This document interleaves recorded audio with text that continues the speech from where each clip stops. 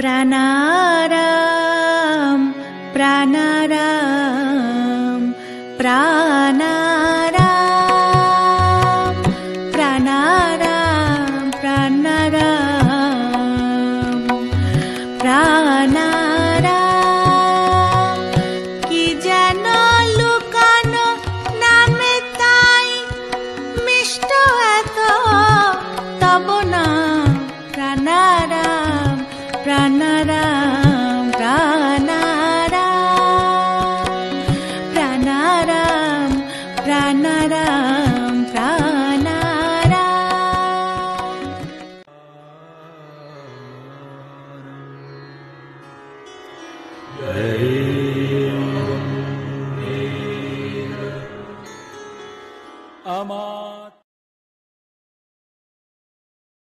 প্রতিদিনের প্রার্থনা এই ধারাবাহিক অনুধ্যানের ৫৬তম দিনের অনুধ্যানের শুরুতেই আমরা দিব্যত্রয়ীকে আমাদের অন্তরে শ্রদ্ধা এবং প্রণতি জানাই।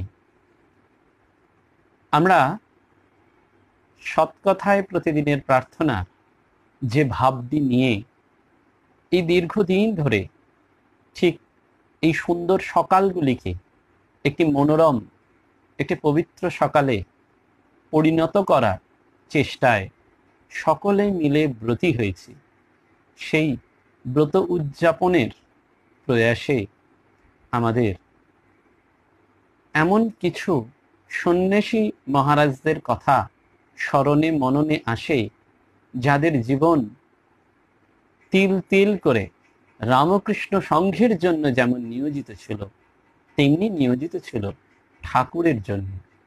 এবং ঠাকুরের প্রতি তাদের নিষ্ঠা, তাদের ঐকান্তিকতা, তাদের পবিত্রতা আমাদেরকে শেখায় কি করে আমরা দৈনন্দিন জীবনটিকে আরো সুন্দর করে তুলতে পারি।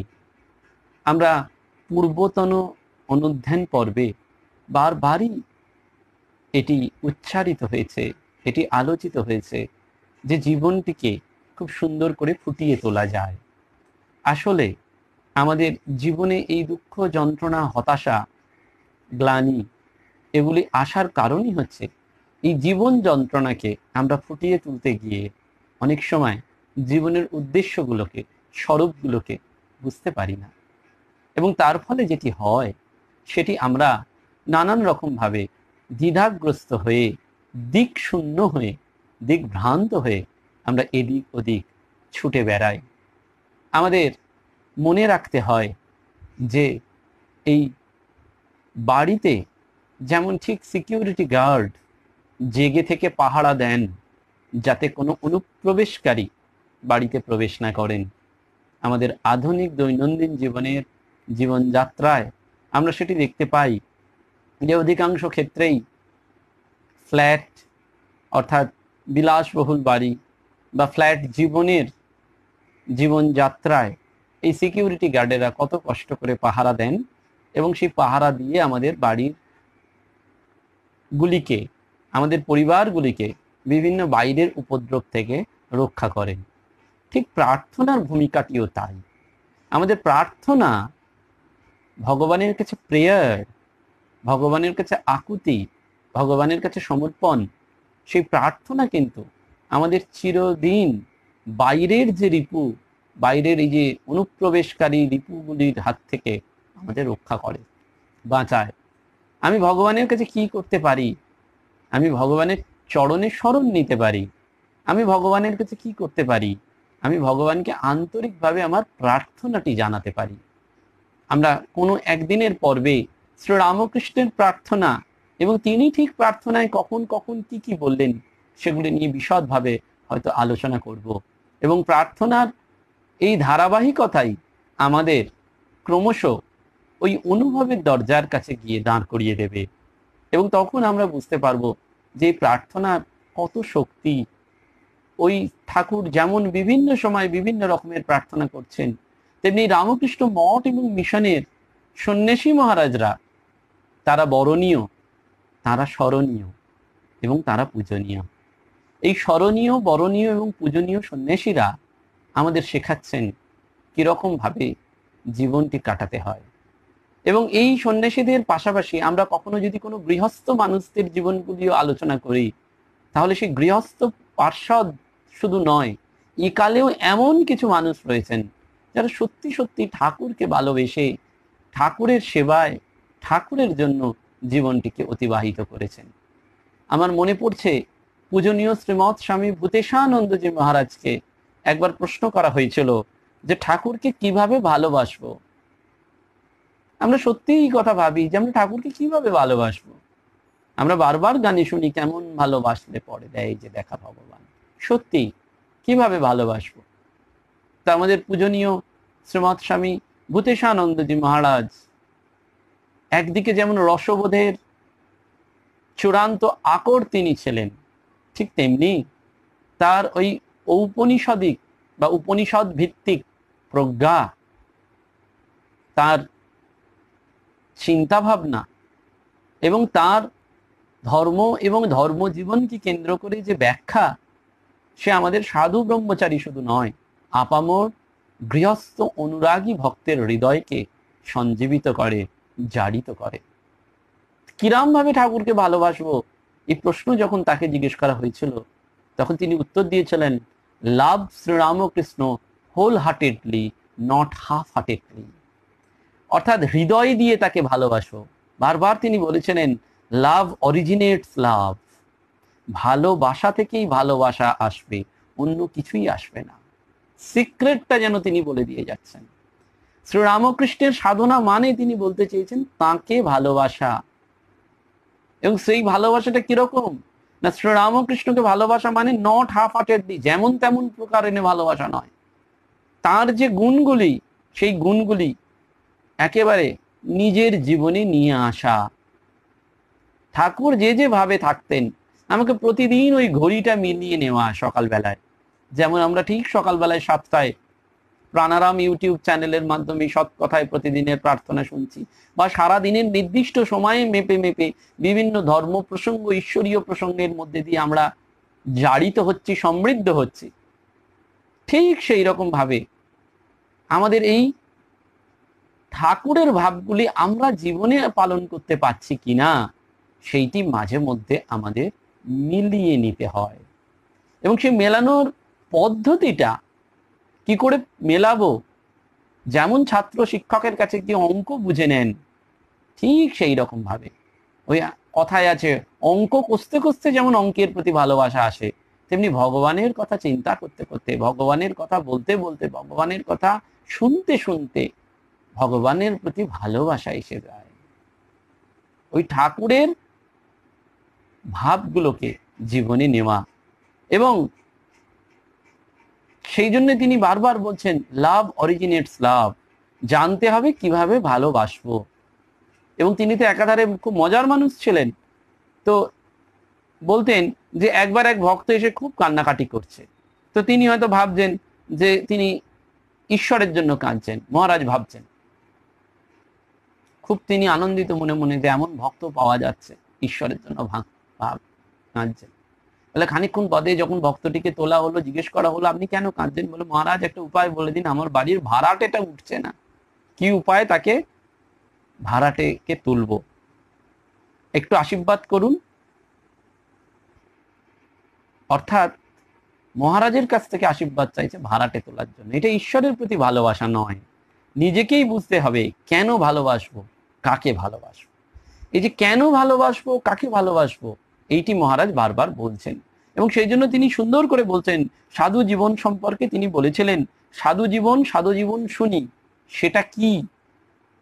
বলছেন এই সাধু জীবনটা আসলে কি? বলছেন ইন্টারনাল ভ্যালুর বাস্তবায়ন।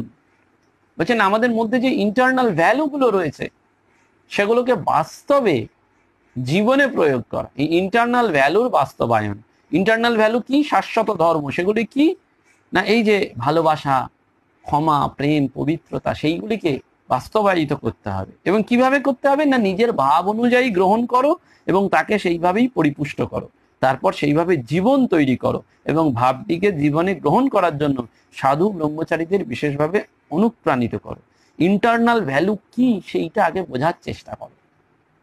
এই সুন্দর করে বলছেন, যাকে ইন্টারনাল ভ্যালুকে বাস্তবায়িত করতে গেলে জানতে হবে যে এই ইন্টারনাল ভ্যালুগুলো আসলে কি।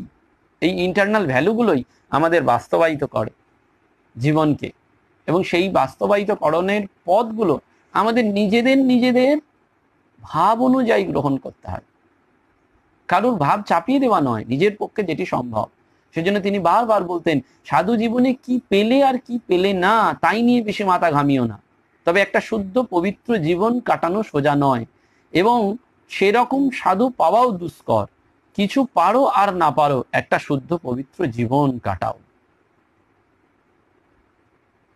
এই অর্থাৎ শুদ্ধ পবিত্র জীবন কাটানোর কথা তিনি বলছেন। এবং রামকৃষ্ণ ময়তার কথা বারবার তিনি বলতেন, যেভাবেই থাকুন না কেন ওই ঠাকুরকে নিয়ে আনন্দে থাকার কথা। এবং সেই জন্য তিনি নিজে পরবর্তীকালে বলছেন যে উত্তর কাশীতে যখন তিনি সাধন ভজন করতে গিয়েছিলেন তখন বলেছিলেন যে নিজের মনটাকে আমি ছেড়ে দিয়েছিলাম, দেখতাম যে মনটা কোথায় যায়, মনটাকে ছাড়তে হয়। মনের স্বভাবই ওই, ভগবান শ্রীকৃষ্ণ ওই গীতাতে বললেন না যে আমাদের মন হচ্ছে চঞ্চল।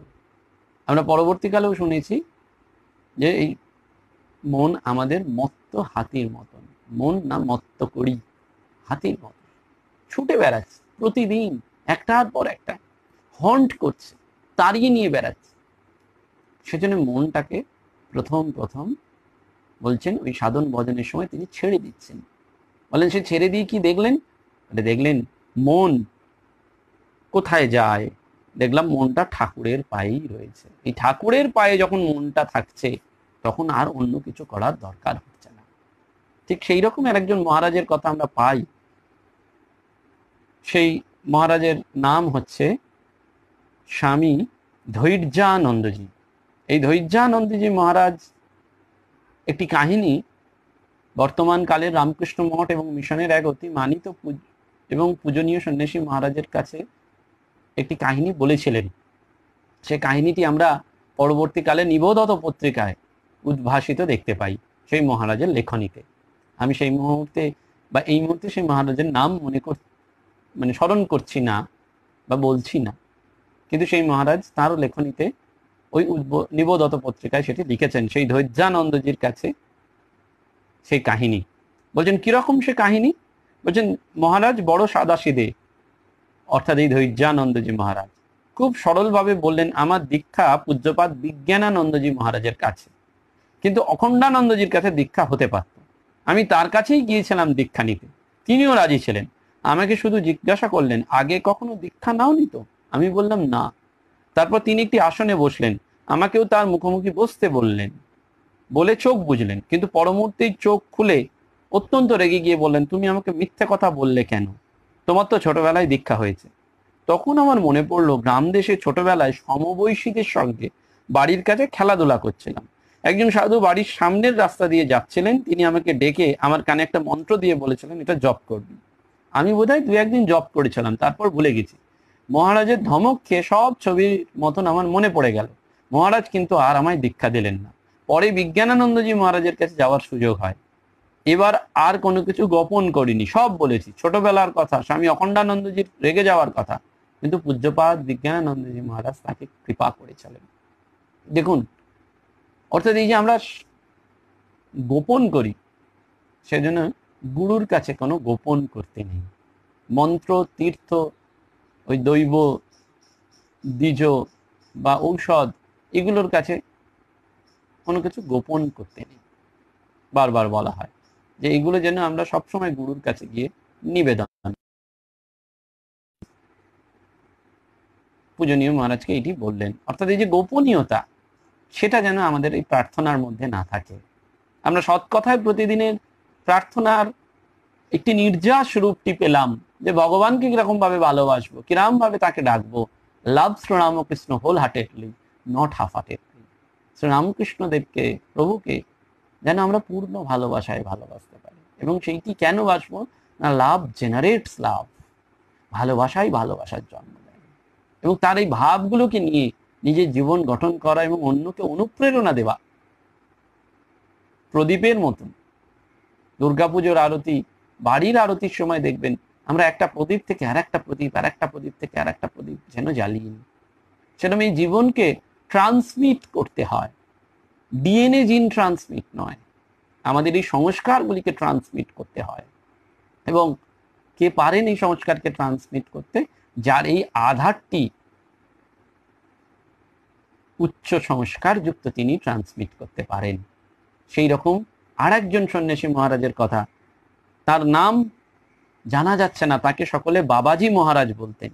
এই বাবাজি মহারাজ মহাপুরুষ মহারাজের কৃপাপ্রাপ্ত। প্রথম দিকে সঙ্গ ততটা নিয়মবদ্ধ হয়ে ওঠেনি, তাই বেশ কিছু সন্ন্যাসী মাঝে মধ্যে বেলুড় মঠে বা অন্য কোনো শাখা কেন্দ্রে এসে কিছুদিন থাকতেন, ঠাকুরের কাজ এবং সাধন ভজন করতেন, তারপর আবার বেরিয়ে যেতেন তপস্যায়। তো বাবাজি মহারাজ এইরকমই ছিলেন, একসময় সঙ্গেই ছিলেন। এবং যখন তাকে এই পূজনীয় সন্ন্যাসীরা দেখেছেন, তিনি উত্তরাখণ্ডের কোথাও থাকতেন, কিন্তু সবাই তাকে খুব সম্মান করতেন। বিশেষ করে তখনকার সময়ের সম্পাদক ছিলেন, সাধারণ সম্পাদক ছিলেন পূজনীয় শ্রীমৎ স্বামী বন্দনানন্দজি মহারাজ। তো তাকে তিনি খুব সম্মান করতেন, সবকিছু তত্ত্বাবধান করতেন। তো একদিন বন্দনানন্দজি মহারাজ বেলুড় মঠ থেকে ফোন করে স্বামী লোকেশ্বরানন্দজি মহারাজকে বলেছিলেন যে উনি আপনার ওখানে, বাবাজি মহারাজ আপনার ওখানে কয়েকদিন থাকতে পারেন কিনা। তো লোকেশ্বরানন্দজি বরাবরই অতিথি বৎসল ছিলেন, তাই তিনি সানন্দে রাজি হলেন। এবং সেই সময় এই বাবাজি মহারাজ যখন আসেন রামকৃষ্ণ মিশন ইনস্টিটিউট অফ কালচারে গোলপার্কে, তখন এই বর্তমানের যে সন্ন্যাসী মহারাজ তার কথায় লিখছেন যে বরণীয় মানুষ স্মরণীয় কথা, এই শিরোনামে তিনি যখন লিখছেন, তখন তিনি এই বাবাজি মহারাজের কথাটি তিনি উল্লেখ করছেন যে বাবাজি মহারাজের কাছ থেকে এক অসাধারণ কথা তিনি শুনেছিলেন। সে কথাটি কি বলছেন, একদিন খোকা মহারাজের কথা বললেন, তার সঙ্গে কিভাবে প্রথম সাক্ষাৎ হলো সেই কথা। বলছেন মঠে যে বাড়িতে স্বামীজি থাকতেন সেই বাড়ির একতলায় গঙ্গামুখী বারান্দায় একটি বেঞ্চে আমরা অনেকদিন দেখেছি, এখন সেটি মিউজিয়ামে আছে। এই বেঞ্চটি ঠাকুরের সমস্ত পার্শ্বদের স্পর্শপুত। তো একদিন বাবাজি মহারাজ দেখেন সেখানে সরল সাদাসিধা এক বৃদ্ধ সন্ন্যাসী হাসি মুখে বসে আছেন। তাকে দেখেই হাত ধরে টেনে নিয়ে পাশে বসালেন, একেবারে তার গা ঘেঁষে বসে নানান কথা জিজ্ঞেস করতে লাগলেন। এবং এই জিজ্ঞেস করার সময় যখন কথাবার্তা চলছে, তখন বিশালাকায় একজন সন্ন্যাসী এসে হাজির, কটমট করে তার দিকে চেয়ে বলে, নে তুমি জানো না উনি কে? একেবারে গা ঘেঁষে এক আসনে বসে আছো, তোমার তো কোনো বুদ্ধি শুদ্ধি নেই। উনি পূজ্যপাত খোকা মহারাজ, ঠাকুরের পার্ষদ। শুনেই বাবাজি মহারাজ তরাক করে উঠে দাঁড়িয়েছেন, আর খোকা মহারাজ তার হাত ধরে টানছেন। কি করেন? সামনে ব্যাঘ্র সদৃশ্য, অর্থাৎ স্বামী ওঙ্কারানন্দজি, তার যেমন পাণ্ডিত্য ছিল তেমনি তার এই ব্যাঘ্র সদৃশ্য দৃষ্টি, এবং আর মায়ের মতন ভালোবাসা নিয়ে রয়েছেন এই সুবোধানন্দজি মহারাজ, খোকা মহারাজ। শেষে মায়েরই জয় হলো, আবার বসে পড়লেন খোকা মহারাজের কাছে। ওই ভালোবাসার কাছেই সমস্ত কিছু ম্লান হয়ে যায়। অর্থাৎ প্রার্থনাতেও ভগবান সাড়া দেন যখন আমরা ভালোবাসার সাথে, আন্তরিকতার সাথে সেই প্রার্থনাটি তার চরণে নিবেদন করি। সেই বাবাজি মহারাজ বলছেন যখন চলে যাবেন বেলুড় মঠে, তখন এই সন্ন্যাসী মহারাজ তাকে জিজ্ঞেস করছেন যে মহারাজ, আমি যদি আপনাকে চিঠি দিই আপনি উত্তর দেবেন তো? তখন তিনি বললেন, না বাবা, আমি চিঠি লিখি না। তারপর কেন লেখেন না সেটাও বললেন। বললেন মহাপুরুষ মহারাজ তখন স্থূলদেহে আছেন। বাবাজি মহারাজ থাকতেন বেলুড় মঠ থেকে দূরে কোনো কেন্দ্রে। কলকাতাতেই বেলুড় মঠের একজন ভক্ত ছিলেন যিনি সাধুদের খুব সেবা করতেন। তা বাবাজি মহারাজ তখন জয়রামবাটি কামারপুকুর দেখেননি, দেখার খুব ইচ্ছা, অথচ হাতে পয়সা নেই। আশ্রমও এত গরিব যে নিজের তীর্থ ভ্রমণের জন্য পয়সাও চাওয়া সম্ভব নয়। ভক্তটি সাধুদের খুব আপনজন হওয়ায় অনেক ভেবেচিন্তে তাকেই সব খুলে বললেন। তার দেওয়া অর্থে বাবাজি মহারাজের জয়রামবাটি কামারপুকুর দর্শন সম্ভব হলো। দুই জায়গায় কয়েকদিন কাটিয়ে তিনি বেলুড় মঠে এসেছেন। এদিকে ভক্তটিরও খুব তৃপ্তি হয়েছে যে তিনি অল্প বয়স্ক সাধুর জয়রামবাটি কামারপুকুর দর্শনের আন্তরিক ইচ্ছা পূর্ণ করতে পেরেছেন। তিনি খুশি মনে মহাপুরুষ মহারাজকে সেই কথা জানিয়েছেন। তো বাবাজি মহারাজ বললেন, আমি মঠে গিয়ে মহাপুরুষ মহারাজকে প্রণাম করা মাত্র তিনি গম্ভীরভাবে বললেন, তুমি জয়রামবাটি কামারপুকুর দর্শনের জন্য অমুকের কাছ থেকে টাকা চেয়েছিলে? তো বাবাজি মহারাজ বুঝতে পারলেন, তিনি মাথা হেঁট করলেন, বললেন হ্যাঁ। তিনি বললেন, কেন তুমি সাধু হয়ে অন্যের কাছে হাত পাতলে? তখন বাবাজি মহারাজ ক্ষমা প্রার্থনা করলেন যে আর কখনো ভুল হবে না। তিনি বললেন, শোনো, অর্থাৎ মহাপুরুষ মহারাজ, এরপর কোনোদিনই তুমি কারুর কাছে চাইবে না, তোমার যা কিছু দরকার আমি দেব। তারপর থেকে বাবাজি মহারাজ কোনোদিনই আর কাউকে চিঠি লেখেননি। কেন না, চিঠির মাধ্যমেই তিনি চেয়েছিলেন বলে আর কখনো চিঠি লেখেননি। সেই জন্য এই বাবাজি মহারাজ বলছেন এই সন্ন্যাসীর কাছে তার স্মৃতির কথায় যে আমার কোনোদিন কোনো কিছুর অসুবিধে হয়নি, সব মহাপুরুষ মহারাজ জুটিয়ে দিয়েছেন। দেখুন, এই হচ্ছে ভাব। এই যে চিঠি লেখাটাই বন্ধ করে দিলেন, যে ঠাকুর বলছেন না, যেটা বিষবদ মনে হবে সেটিকে সঙ্গে সঙ্গে ত্যাগ করতে হয়। আমরা অনেক সময় জাড়িয়ে জাড়িয়ে তাড়িয়ে তাড়িয়ে ত্যাগ করি, কিন্তু সত্যিকারের যদি ভেতরে ডুব দিই, তাহলে যেটা আমাকে ঈশ্বরের দিকে টেনে নিয়ে যাবে না, সেটা আমরা কখনোই করব না। সেইটি আমাদের বারবার মনে রাখতে হয়। ঠিক আর একজনের কথা আমাদের মনে পড়ছে, স্বামী মাধবানন্দজি মহারাজ, যেটি তিনি বারবার বলতেন যে মানুষকে কথা দিয়ে যা আঘাত করা যায়, মারলেও অতটা আঘাত করা যায় না। এবং এই মাধবানন্দজি মহারাজ ছিলেন রামকৃষ্ণ সংঘের নবম অধ্যক্ষ। এই মাধবানন্দজির জীবন অসংখ্য গুণে মণ্ডিত ছিল এবং তার প্রভাবটা স্বামী লোকেশ্বরানন্দজি মহারাজ বারবার সেটি লাভ করেছিলেন এবং সেটি যেন তিনি অনুরণন করতেন। এই লোকেশ্বরানন্দজি মহারাজের ভদ্রতা এবং মধুর ব্যবহার সমস্ত কিছু তিনি যেন খানিকটা ইমপ্রেসড হয়েছে, যে পেয়েছিলেন এই গুণগুলো, সেগুলো মাধবানন্দজি মহারাজের কাছ থেকেই। এবং সেই জন্য তিনি বারবার বলতেন যে মানুষকে কথা দিয়ে যা আঘাত করা যায়, মারলেও অতটা আঘাত করা যায় না। এবং আর একটা কথা বারবার বলেছিলেন, দেখো আমি অর্থাৎ আমি আমার নিজস্ব চরিত্র বৈশিষ্ট্যে স্থির থাকবো, সমস্ত সদ্গুণের ক্ষেত্রেই সেই অনড় অবস্থান। পরিস্থিতি যতই প্রভোকেটিভ হোক না কেন, তিনি ততই শান্ত হয়ে যেতেন। এইসব গুণগুলো, এবং সব সময় তিনি সেজন্য বলতেন যে সবসময় মনে মনে জপ করা যায়, এমনকি কথা বলতে বলতেও জপ করা যায়। অর্থাৎ তিনি যেন নিজেই জীবনের কাছে এই প্রশ্নগুলো রেখে দিয়ে যাচ্ছেন। এই যে রামকৃষ্ণ সংঘের বরণীয় এবং স্মরণীয় সন্ন্যাসীরা আমাদের কাছে অদ্ভুতভাবে জীবন আদর্শগুলি রেখে যাচ্ছেন। এবং আরেকজনের কথা আজকে বলতে ইচ্ছা করছে, তিনি হচ্ছেন স্বামী ইজ্জানন্দজি মহারাজ। 14 বছর 1982 থেকে 1996 তিনি শ্রীরামকৃষ্ণ দেবের পার্ষদ স্বামী বিজ্ঞানানন্দজি মহারাজের মন্ত্র শিষ্য। একেবারে সেই ইজ্জানন্দজির পবিত্র সান্নিধ্য লাভ করেছিলেন এই 1982 থেকে 1996। এই লাভটি করেছিলেন পূজনীয় শ্রীমৎ স্বামী নিয়তাত্মানন্দজি মহারাজ। এবং গুয়াহাটি রামকৃষ্ণ মিশনটা গড়ে ওঠে তারই নেতৃত্বে। এবং কোনো প্রকার সমালোচনায়, এই মহারাজের জীবনের এইটাই বৈশিষ্ট্য ছিল যে কোনো প্রকার সমালোচনায় তাকে ঠাকুরমা স্বামীজির কাজকর্মের সঙ্গে যুক্ত সিদ্ধান্ত থেকে বিচলিত বা নিরস্ত করতে পারত না। বলছেন কোনো এক ভক্ত একবার ওই তার স্বর্গীয় পিতামাতার স্মরণে মন্দিরের গায়ে স্মৃতিফলক লাগানোর শর্ত দিয়েছিলেন, যে পিতামাতার নামে, এবং সেই জন্য তিনি সমস্ত গর্ভ মন্দির এবং নাট মন্দিরের শ্বেত পাথরের সমস্ত খরচ প্রদান করবেন বলে ইচ্ছা প্রকাশ করেছিলেন।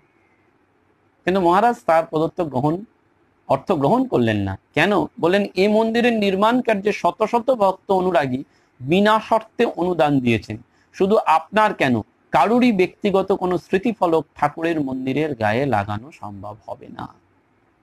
দেখুন, এই শ্রীরামকৃষ্ণ এদের জীবনের সব থেকে ঊর্ধ্বে, সেজন্য কোনো ব্যক্তিগত স্মৃতিফলকের জন্য তিনি রাজি হলেন না। এবং কিছুদিন পরে কিন্তু ওই প্রথম ভক্ত যিনি ওটি চেয়েছিলেন, তিনি এসে ক্ষমা প্রার্থনা করেন, কারণ তিনি দেখেন যে তিনি রাত্রে ঘুমোতে পারছেন না, ঠাকুরের কাজে অর্থ দেয় প্রতিজ্ঞাবদ্ধ হয়েও তিনি দিতে না পারার জন্য মনে তার কষ্ট হচ্ছে, সেই জন্য তিনি বিনা শর্তেই এই টাকাটা দিয়েছিলেন। তখন মহারাজ অম্লান বদনে তার অর্থ গ্রহণ করলেন এবং তার মানসিক উত্তেজনাটা খানিকটা কমিয়ে দিয়েছিলেন। এবং আশ্রম পরিকল্পনা মাফিক গড়ে ওঠার সাথে সাথে একটা পরিকল্পনা থাকে নতুন আশ্রম করতে গেলে। গুয়াহাটি রামকৃষ্ণ মিশন গড়ে তুলেছিলেন। তিনি বলতেন শুধু ইট পাথরের ঘরবাড়ি আশ্রমের সৌন্দর্য বৃদ্ধি করে না, ঠাকুর মা স্বামীজির আদর্শে আকৃষ্ট হয়ে এখানে এসে অগণিত মানুষের আধ্যাত্মিক ক্ষুধা মিটবে। তাই আশ্রমের পারিপার্শ্বিক পরিবেশকে বিভিন্ন ফুল ফলের গাছে সুন্দরভাবে সাজাতে হবে। অর্থাৎ শুধু ইটকাট পাথর বাড়ি নয়, এই যে প্রকৃতির মধ্যে থেকে আমরা ঈশ্বরের সান্নিধ্য লাভ করি। সেই জন্য বলছেন যে ইট পাথরের ঘরবাড়ি আশ্রমের সৌন্দর্য বৃদ্ধি করে না, ঠাকুর মা স্বামীজির আদর্শে আকৃষ্ট হয়ে এখানে এসে অগণিত মানুষের আধ্যাত্মিক ক্ষুধাটা মিটবে। তাই আশ্রমের পারিপার্শ্বিক পরিবেশকেও বিভিন্ন ফুল ফলের গাছে সুন্দরভাবে সাজাতে হবে। এবং আশ্রমের কাজকর্ম প্রসঙ্গে তিনি বলতেন, দেখো কুবেরের ধনের মতন আশ্রমের গচ্ছিত টাকা পয়সা জমিয়ে কি হবে, যতটা পারো আশ্রমের বাড়িঘর সারানো এবং অন্যান্য উন্নয়নমূলক কাজের জন্য খরচ করো, কোনো কৃপণতা করো না। আরো বলতেন, ঠাকুর মা স্বামীজির কাজে কখনো অর্থের অভাব হয় না, যারা ভবিষ্যতে আসবে তারাই অর্থ সংগ্রহ করে আশ্রমকে রক্ষণাবেক্ষণ করবে। দেখুন, এই স্বামী ইজ্জানন্দজি মহারাজ, তার ভাবটি এইরকম ছিল।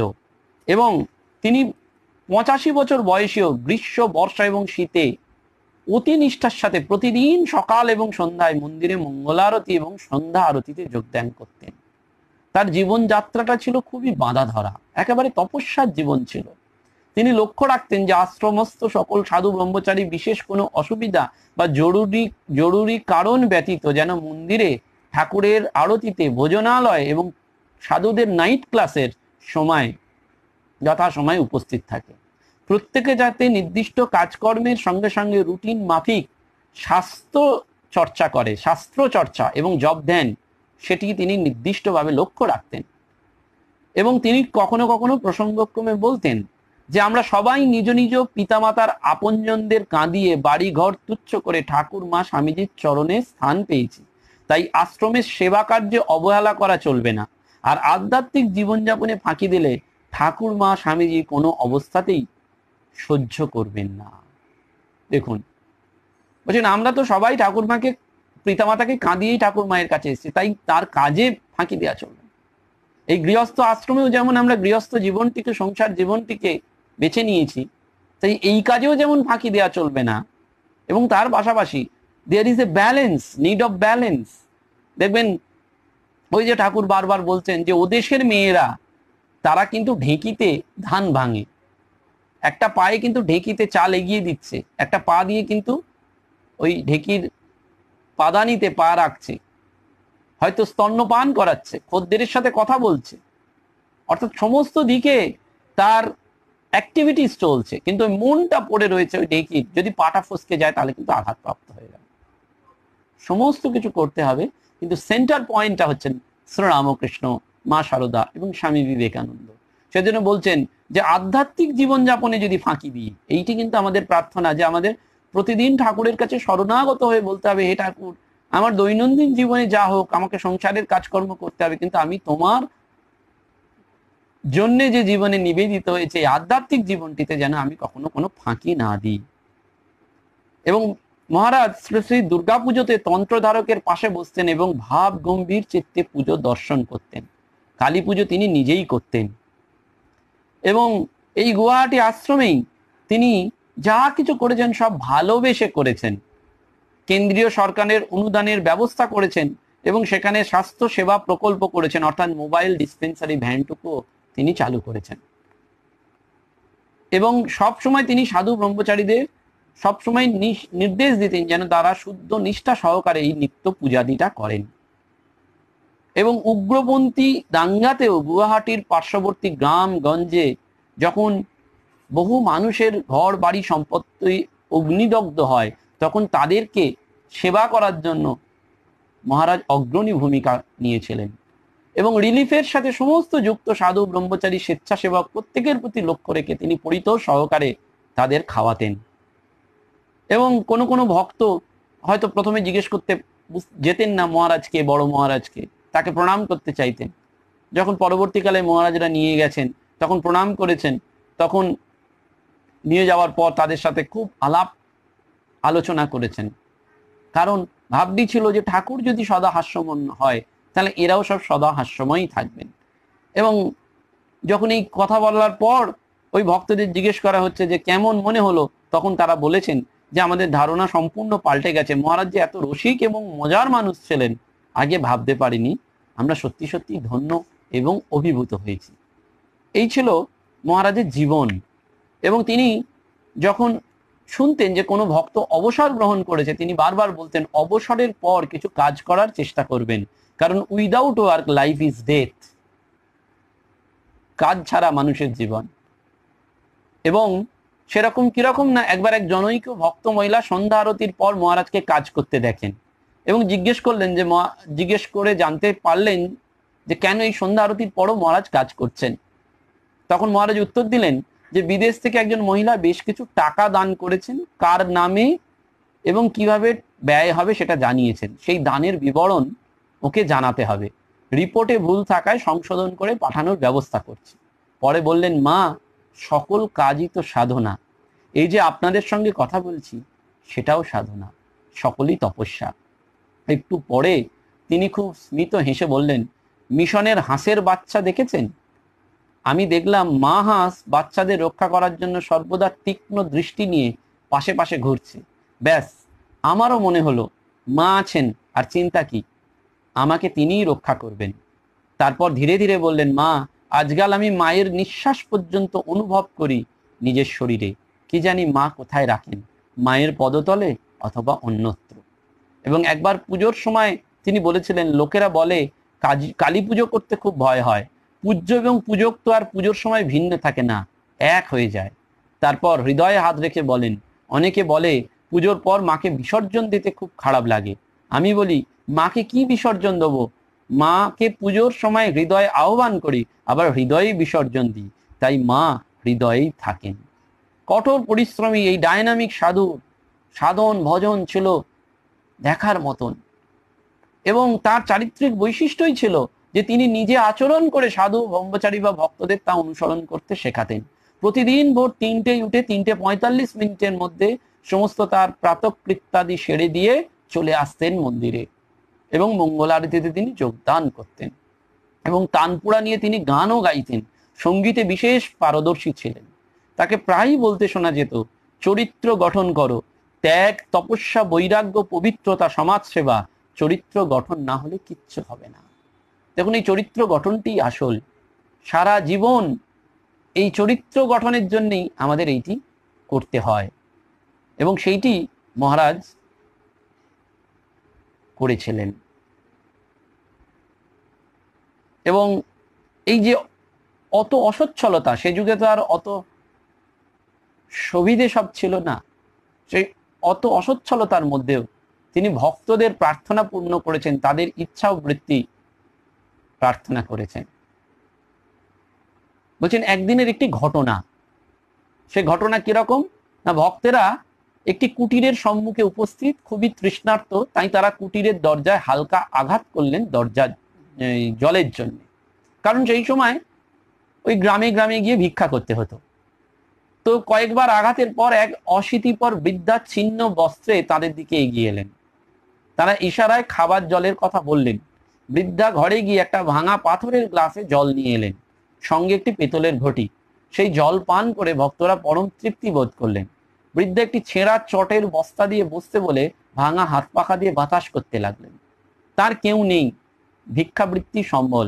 ভক্তেরা কিছু দিতে গেলে তিনি নিলেন না। কিছু পরে তিনি জীর্ণ হাতে একটা জীর্ণ কাগজের টুকরো নিয়ে দেখালেন, অস্পষ্ট ছবি। ভক্তরা বুঝতে পারলেন শ্রী শ্রী ঠাকুরের ছবি। প্রশ্ন করলেন, তোমরা একে চেনো কি? পরে জানা গেল বৃদ্ধা সেই ছেঁড়া কাগজে ঠাকুরের ছবি জ্বলন্ত চেহারায় দেখে মাটিতে লুটিয়ে পড়েন, হাতের মুঠোয় ছবিখানি রেখে। অর্থাৎ জীর্ণ ঘরের বেড়াতেও সেটি সেঁটে দিয়ে নিয়মিত পুজো করেন। সে ছবি কার তিনি জানতেন না, কিন্তু মনে প্রাণে বিশ্বাস করতেন তিনিই ভগবান। তাই প্রতিদিন প্রণাম জানিয়ে তিনি ভিক্ষায় বেরিয়ে পড়েন। ভিক্ষা সেরে ফিরে স্নান করে ফটোর সামনে ভিক্ষার ঝুলি রেখে প্রণাম করেন এবং ভিক্ষান্ন দিয়ে ক্ষুধা নিবৃত্ত করতেন। এই ছিল তার দৈনন্দিন জীবনের ইতিহাস। এইটি মহারাজ বারবার বলতেন, কারণ এই ঘটনাটি সত্যি আমাদের অনুপ্রাণিত করে।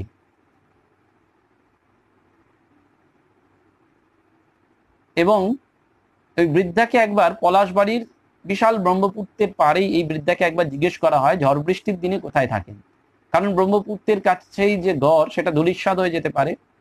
তিনি জানালেন ওই ভগবানের কৃপায় ঝড় তুফান কোথা দিয়ে চলে যায় তা তিনি বুঝতে পারেন না। ভক্তেরা শুনে স্তম্ভিত। তারা আশ্রমে ফিরে গিয়ে মহারাজকে যখন এই ঘটনাটি বলেন, যখন মহারাজ খেতে পারলেন না, উঠে গেলেন। বিকালে এক ভক্তকে বললেন তিনি সেখানে যাবেন। ওই সপ্তাহে রবিবার ভক্ত এবং মহারাজ সেই বৃদ্ধার সঙ্গে দেখা করতে বেরিয়ে পড়লেন। পৌঁছে দেখলেন দরজা বন্ধ, মনে হলো ভিক্ষায় বেরিয়েছেন। মহারাজ সেখানে ধুলোতে বসে ভক্তকে বসতে বললেন এবং 10 মিনিটও কাটেনি বৃদ্ধা ফিরে এলেন। ফিরে এসেই তার দু চোখের ওপর হাত রেখে মহারাজকে বাবা বলে সম্বোধন করে আনন্দে মাতোয়ারা হয়ে বললেন, বাবা তুমি আমার অনেক দিনের চেনা, এতদিনে তুমি দেখতে এসেছো। মহারাজও একে অপরের দিকে তাকালেন। একবারও বৃদ্ধাটি জিজ্ঞেস করলেন না আপনারা কে, কোথা থেকে এসেছেন। সাষ্টাঙ্গে প্রণাম করলেন। মহারাজ সেই বৃদ্ধাকে প্রশ্ন করলেন আপনি কার ফটো এখানে রেখেছেন ও পুজো করেন। তিনি অন্য দিনের মতন সেটি বললেন। মহারাজ এই বৃদ্ধার সাথে বসে 45 মিনিট কথা বললেন। মজার ব্যাপার, কেউই কারোর ভাষা বুঝতে পারছেন না, অথচ কথা বলছেন। এরপর মহারাজ তার ঝোলা থেকে প্রসাদী কাপড়, একখানি কম্বল এবং ঠাকুরের ফল মিষ্টি সেই বৃদ্ধার হাতে দিয়ে ঠাকুরের সংক্ষিপ্ত পরিচয় দিলেন এবং এও বললেন গুয়াহাটিতে শ্রীরামকৃষ্ণের মন্দির হচ্ছে, তিনি সেই উৎসবের দিন তাকে নিয়ে যাবেন। ভক্তদের দেখিয়ে মহারাজ বললেন এরা তাই ভিক্ষা করে মন্দিরের খরচ জোগাড় করছেন, মা তুমি আসবে তো। উত্তরে সেই সুন্দর ফোকলা দাঁতে হাসলেন বৃদ্ধা। ঘরে ঢুকে একটা ছেঁড়া বস্ত্রের পুটুলি নিয়ে এসে মহারাজের হাতে দিয়ে বললেন সেটি মন্দিরের কাজে লাগাতে। মহারাজ ইশারায় এক ভক্তকে ছোট পুটুলিটি খুলতে বললেন। খুলতেই দেখা গেল ওখানে অতি পুরানো কিছু ভাঁজ করা টাকার নোট ও খুচরো পয়সা। বৃদ্ধা জানালেন এটি 14-15 বছর ধরে ভিক্ষার অগ্রভাগ, যা তিনি ওই ফটোর দেবতার জন্য রেখেছেন। বৃদ্ধা মহারাজকে অনুরোধ করলেন ওই কাজে লাগাতে ওই টাকা। রসিদ কেটে দেওয়ার জন্য সেই টাকা গুনে দেখা গেল 11,223 টাকা আর কিছু খুচরো আগেকার দিনের ফুটো পয়সা। মহারাজের যে গাম্ভীর্য ছিল সেটি কান্নায় ভেঙে পড়ল। বৃদ্ধার দুটি হাত বুকের কাছে নিয়ে তিনি সে কি কান্না। মহারাজের সেই দৃশ্য সত্যি ভুলতে পারেনি পরবর্তীকালীন ভক্তরা। এই ছিলেন স্বামী ইজ্জানন্দজি মহারাজ। এবং 27 জুন 1998 তারিখে রাত্রিতে যথারীতি পাঠ আলোচনা করার পর তার পেটে ব্যথা হওয়াতে তিনি ডাক্তার বা কেউ একজন হোমিওপ্যাথি ওষুধ দেন এবং অসুস্থ বোধ করে তিনি শুতে যান। এবং মহাপ্রয়াণের আগে তিনি বাচ্চা ছেলের মতন হয়ে গিয়েছিলেন। কোনো ভক্ত যখন জিজ্ঞেস করতেন মহারাজ কেমন আছেন, তখন মহারাজ সেই অদ্ভুত উত্তরটি দিতেন, যেটি বোধহয় আজকের এই সাধু মহারাজদের, রামকৃষ্ণ মিশনের এই সন্ন্যাসী মহারাজদের জীবন দর্শন আমাদের ভাবায়। মহারাজ বলেছিলেন রামলালের খুঁড়ি ও খুড়োর কাছে আছি, আমি খারাপ থাকবো কি করে। মুখটা তখন তার আনন্দে উদ্ভাসিত হয়েছিল। অর্থাৎ ভগবানের কাছে থাকলে সত্যি সত্যি আনন্দে উদ্ভাসিত হওয়া যায়। এবং সেইটি মহারাজ বারবার বলতেন। আধ্যাত্মিক জীবনে ফাঁকি দিলে ঠাকুরমা স্বামীজি কখনো ক্ষমা করেন না। তাই আমরা যেন আধ্যাত্মিক জীবনে ফাঁকি না দিই, আনন্দে পূর্ণ থাকি। এইটি যেন আজকের সৎকথার প্রার্থনার একান্ত উদ্ভাসিত সত্য হয়ে উঠুক। সকলকে প্রণাম জানাই। হরি ওম তৎসৎ।